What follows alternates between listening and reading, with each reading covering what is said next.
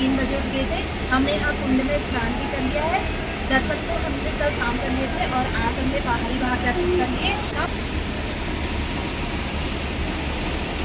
हम अपने रूम से ना ऊपर आ गए हैं माना गांव के लिए। यहाँ से पूरा मंदिर दिखाई दे रहा है और ऊपर देखिए वहाँ तक, यहाँ तक 300 का घर भी दिखाई दे रहा है और आगे शायद थोड़ा बहुत माना गांव भी दिखाई दे रहा है। अब हम उधर से टैक्सी पकड़ेंगे मेन रोड से, उसके बाद चलेंगे हम लोग माना गांव।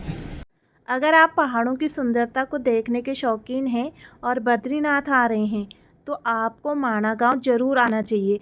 प्रकृति की सुंदरता को अगर करीब से देखना है तो ये सबसे अच्छी जगह है, जो बद्रीनाथ से सिर्फ 3 किलोमीटर दूर है। इसलिए भी माना गांव खास है क्योंकि महाभारत युद्ध के बाद पांडवों ने अपने स्वर्गारोहण की शुरुआत इसी गांव से की थी। हमने भी यहाँ से टैक्सी ली और हम 15 मिनट में माना गांव पहुँच गए। सच में माना गांव बहुत सुंदर जगह है। ऐसी सुंदर जगह देखने के लिए हमें आज पहली बार मिली है। हम लोग ना माना गांव की खड़ी चढ़ाई चढ़ रहे हैं। बहुत गर्मी भी हो गई है, जैकेट भी उतार के रख दी हमने। बहुत खड़ी चढ़ाई है। अब हम ना धीरे धीरे आराम करके चल रहे हैं। और आगे जब हम बढ़े तो इस गांव में हमने देखा कि भोटिया जनजाति के लोग रहते हैं और अपने हाथों से बनाई हुई चीज़ों को बेचते हैं। यहाँ ऊनी वस्त्रों की बाज़ार सजी है जो लोग खुद अपने हाथों से बनाते हैं और बेचते हैं। यहाँ आपको 2 रास्ते मिलेंगे। बाईं तरफ का रास्ता भीमपुल और सरस्वती नदी की तरफ जाता है। दाईं तरफ का रास्ता श्री गणेश गुफा और ब्यास गुफा की तरफ जाता है। हमने डिसाइड किया कि पहले हम श्री गणेश गुफा देखने जाएंगे। ये बहुत पुरानी गुफा है जिससे अब बाहर से एक मंदिर का रूप दे दिया गया है। अगर आप अंदर से देखेंगे तो आपको एक प्राकृतिक गुफा दिखाई देगी।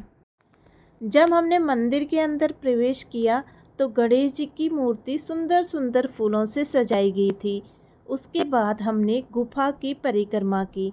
अब हम आगे बढ़े। हमें जाना था वेद व्यास जी की गुफा को देखने के लिए। कुछ ही दूरी पर हमें व्यास गुफा दिखाई दी जो लगभग 5000 साल पुरानी है और प्राकृतिक गुफा है। लेकिन अभी तीर्थयात्रियों की सुविधा के लिए चारों ओर से पत्थर लगाकर इसको मंदिर का रूप दे दिया गया है। अगर आप अंदर से देखेंगे तो आपको 5000 साल पुरानी गुफा ही दिखेगी। यहाँ महर्षि वेदव्यास जी ने श्री गणेश जी को महाभारत की कथा सुनाई थी, जहाँ भगवान गणेश जी ने महर्षि वेदव्यास द्वारा बोले गए महाकाव्य को लिखा गया था। 4 वेदों की रचना की गई थी और 18 पुराणों की भी रचना यहीं की गई थी। अंदर प्रवेश करते ही हमें प्राकृतिक गुफा दिखाई दी जिसमें व्यास जी की मूर्ति है और यहाँ फ़ोटो खींचना मना है, तो हमने भी अपना फ़ोन बंद कर दिया। व्यास गुफा की चोटी से मैंने आपको माना गांव दिखाने की कोशिश की है। ये माना गांव है ही इतना सुंदर, जितना भी कैमरे में इससे कैद करो लगता है कि कुछ छूट ही गया है। और ये रास्ता है जहाँ से पांडव स्वर्ग की ओर गए थे, तो हम लोग भी वही देखने के लिए जा रहे हैं। हम सरस्वती नदी के पास आ गए हैं। अब यहाँ से आपको सरस्वती नदी दिखाई देगी। ये है सरस्वती नदी। माना गांव ही एक ऐसा स्थान है जहाँ सरस्वती नदी के दर्शन होते हैं, जो थोड़ी दूर आगे जाकर अलकनंदा में मिल जाती है। यहाँ 2 नदियों का संगम होता है जिसको केशव प्रयाग कहा जाता है। स्वर्ग की यात्रा के दौरान द्रौपदी को इसी नदी को पार करने में कठिनाई हो रही थी। भीम ने एक भारी चट्टान को नदी के ऊपर रख दिया और वो पुल बन गया, जिसे आज भी भीम के पुल के नाम से जाना जाता है। भीम पुल के पास ही सरस्वती माँ का मंदिर है। श्री व्यास जी की प्रतिमा को प्रणाम कर हमने माँ के दर्शन किए और हम आगे बढ़े।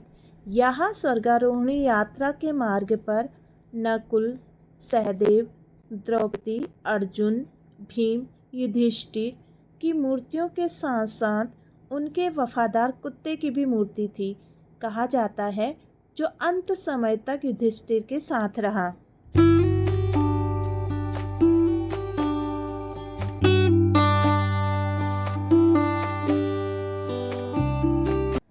माना गांव भारत का अंतिम गांव माना जाता है।